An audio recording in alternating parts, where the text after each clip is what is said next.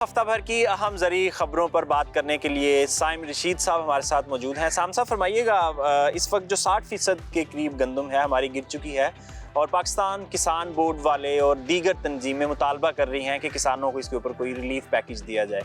Benjamin साहब, बहुत ही ऐसा इक़दाम होगा हुकूमत का अगर हुकूमत किसानों को ये रिलीफ पैकेज दे देती है जिसकी तवक्को नहीं की जा रही।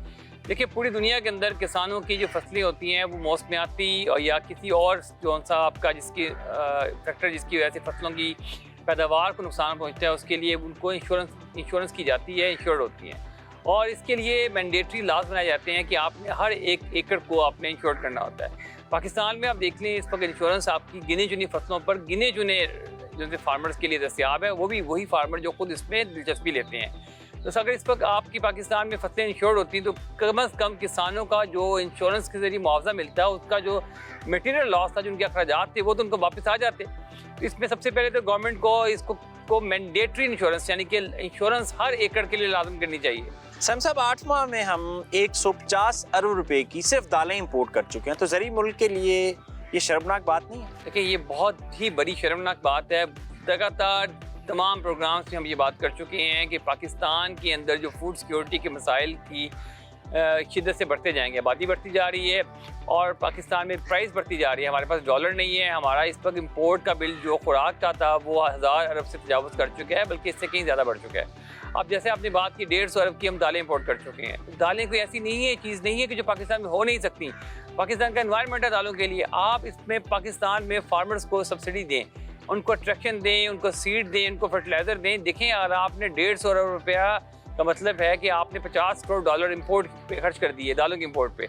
अगर इसमें आपको 5 करोड़ डॉलर की मसावी रकम भी इनको सब्सिडी देनी पड़ जाए तो आपकी ये 45 करोड़ डॉलर बढ़ सकते हैं। साइम साहब, हम किसान की फलाह बहबूद की तो बात करते हैं, मगर अफसोसनाक खबर ये है कि 4 माह हो चुके हैं गन्ने का सीज़न ख़त्म हुए, अभी तक अदायगियाँ नहीं की गई मिल्स की तरफ से गन्ना पैदा करने वाले किसानों को।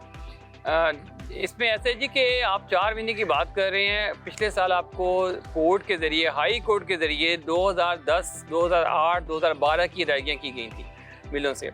ये बहुत बड़ा अलमिया है और इसकी मेन वजह ये है कि जो शुगर मिल्स के जो मालिकान हैं वो सारे के सारे सियासी एलीट हैं। वो तबका है जिसको आप अशराफिया कहते हैं। वो किसी न किसी भी हाल में हुकूमत में शामिल रहते हैं और बहुत मुश्किल है उसके खिलाफ कार्रवाई करना। कोई भी ऑफिसर हो या कोई भी अदालत हो, वो एक ख़ास हद तक उनके खिलाफ जा सकती है, लेकिन उनकी सरकोबी करना बहुत मुश्किल हो चुका है। ये उसी वक्त मुमकिन होगा जब हमारी हुकूमत में ऐसे अफराद ना आए जिनका तल्लुक डायरेक्ट उन बिजनेस। साहब, इस वक्त शुगर मिल जो हैं वो 70 से 80% हैं ही सियासतदानों की। यही तो अलमिया है ना कि सियासतदान अपने बिजनेस के खिलाफ कैसे जाएंगे।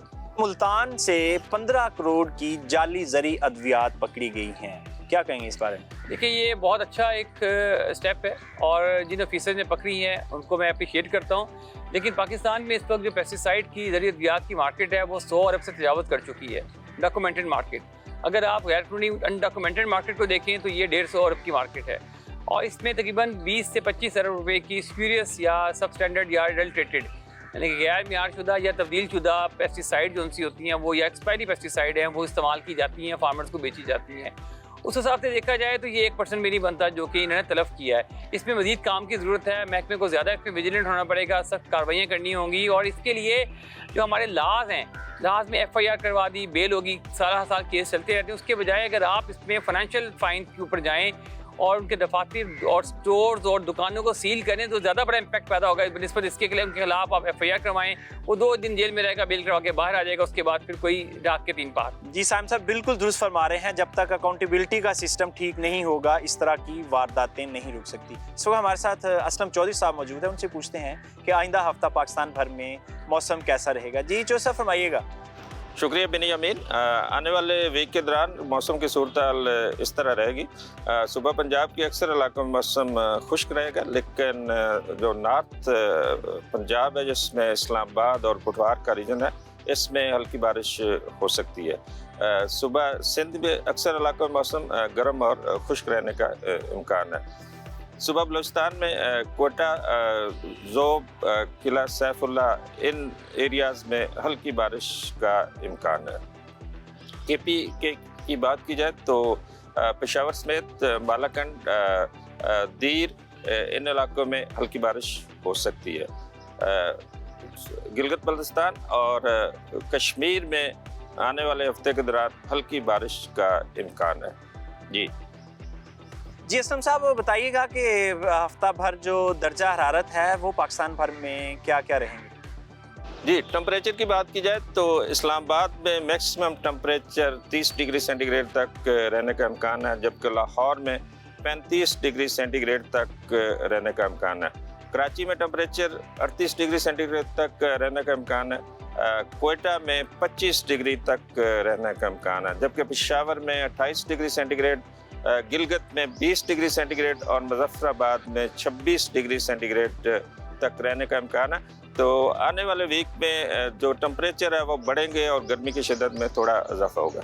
जी असलम साहब, आपके वक्त का बहुत शुक्रिया। साइम साहब, जो जनूबी पंजाब और सेंट्रल पंजाब में तो बारिशें नहीं बताई जा रही अगले हफ्ते, अपर पंजाब में कुछ बारिशें, क्या कहेंगे इस बारे में? देखिए, बारिशों के जो 3 स्पेल थे वो गुजर गए हैं और अब आपको गर्मी का जो सही मौसम है, सख्त गर्मी वाला, वो शुरू हो जाएगा और 10 अप्रैल के बाद पाकिस्तान में गर्मी की शदीद लहर होगी। और इस साल जो अप्रैल और मई के दौरान जो गर्म तरीन दिन होंगे वो पिछले 30 साल का रिकॉर्ड तोड़ देंगे। शदीद गर्मी आएगी, तो इसमें अपने जानवरों को की नमकियात और मॉइस्चर की, पानी की कमी का जो सूरत हाल है उसको देखना होगा।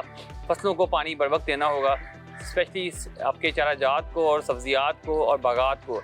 बागात में अगर आप पानी की कमी कर देंगे तो आपका केरा यानी कि आपका फल गिरने का चांस बहुत ज़्यादा हो जाएगा। इसी तरह डिहाइड्रेशन के मसाइल से आपके जो लाइफ स्टॉक है वो दूध की पैदावार कम कर सकता है, तो इसमें आपको ख्याल रखना होगा। जी साइम साहब, आपके वक्त का शुक्रिया।